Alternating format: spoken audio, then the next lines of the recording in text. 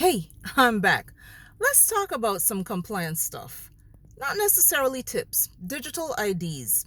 Now, a lot of crypto firms are working on digital identification for customers to, move into the Internet of Everything.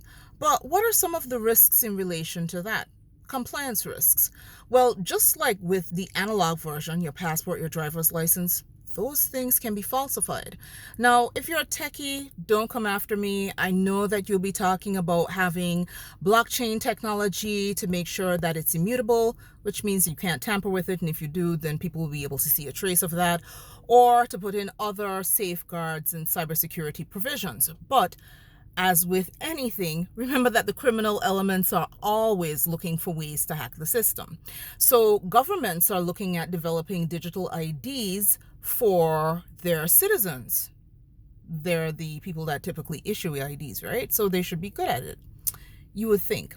There are a lot of provisions in relation to digital identification that need to be considered as it relates to individuals, as well as for companies, because, hey, companies are legal persons too.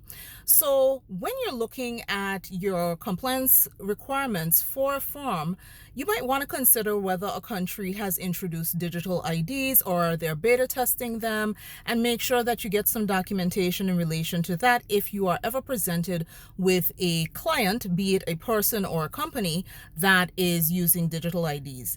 There's still not best practice established in relation to that, and I know the EU is doing a lot of work and they think that they have established it, but not quite yet. Nuh-uh, we haven't come to global consensus. So make sure you understand where the world is moving to in relation to identification and what is acceptable, because compliance at its roots will still stay the same, even if we're moving into a digital age. Just something to think about. And I'll definitely be back tomorrow with more compliance considerations. Try saying that 3 times fast.